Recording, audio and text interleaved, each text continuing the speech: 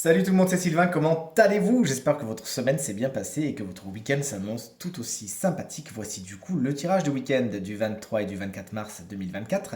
Un week-end que je souhaite rempli de plein de belles aventures. Voici les 5 énergies principales de ce week-end. Vous êtes invités à choisir entre une à deux cartes afin de découvrir là où les énergies principales de votre journée, de votre week-end. Voici donc la carte numéro 1, ça c'est la 2, ça c'est la 3, ça c'est la 4 et ça c'est la 5. De mon côté, je choisis la 3 et la 4. J'ai hâte de découvrir ça avec vous. Dites-moi bien dans les commentaires quelle carte vous avez choisi. On y va dans 3, 2, 1. Et voici les cartes à présent retournées des énergies un petit peu contrariées, comme on le voit. Qu'est-ce qui se passe ce week-end? 7 de bâton, il est à l'envers si vous l'avez choisi. Il y a un souci avec vos limites.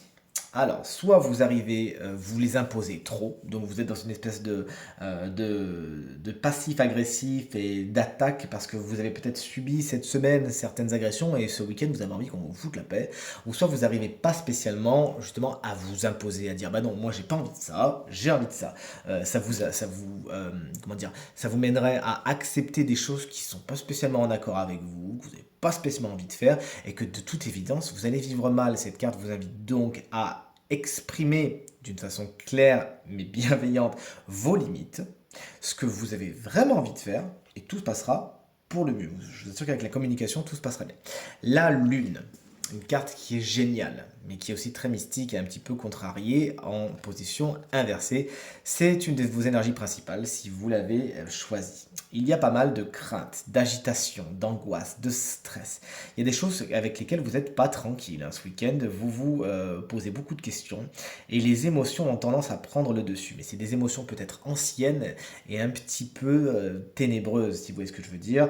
Il y a certaines angoisses et craintes qui peuvent remonter à la surface et faire en sorte que vous voyez les choses d'une façon un peu négative. On vous invite vraiment, autant que faire se peut, à vous poser, à explorer ce monde des émotions justement et à vous dire ok, qu'est-ce que cette émotion a à me dire, qu'est-ce qu'il y a dans mon inconscient, c'est une carte qui vraiment va nous parler d'inconscient, qu'est-ce qu'il y a dans mon inconscient qui a besoin d'être passé dans le conscient afin que ça soit transmuté et que ça arrête de m'enquiquiner. Toujours est-il, vous allez certainement découvrir, enfin vous aurez en tout cas l'opportunité ce week-end, de découvrir certaines choses sur vous qui sont dans votre inconscient, qui se manifestent d'une façon toujours assez particulière en général, et vous aurez la possibilité de les transmuter afin de vous en débarrasser.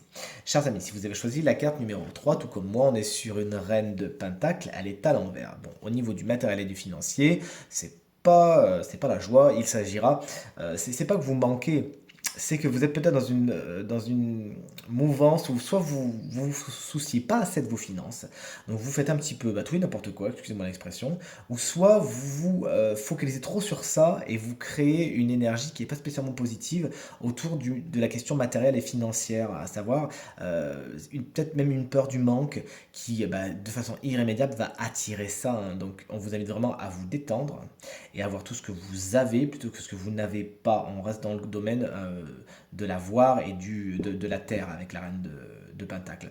Ça peut être également un personnage de votre week-end, taureau, vierge ou capricorne, qui peut se montrer un peu étouffant, un peu envahissant.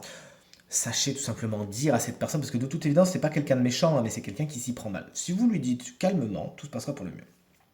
Allez, on souffle un petit peu avec l'énergie. Numéro 4, on est sur un 9 de denier. Bon, là, concrètement, on est plutôt sur du luxe, sur de l'indépendance, sur de la réussite. Là, on est encore sur du matériel et du financier, avec quelque chose, ok, je suis dans le positif, je me baigne dans le luxe, je me baigne dans ce que j'ai, je profite des lauriers que j'ai moi-même plantés et je récolte les fruits que j'ai semés. On est sur une carte concrètement ce week-end, vous avez de bonnes nouvelles au niveau du matériel financier, vous savez vous suffire à vous-même, n'avoir besoin de personne et tant mieux. Faites juste attention à ne pas attirer des gens qui auront tendance à vampiriser cette énergie.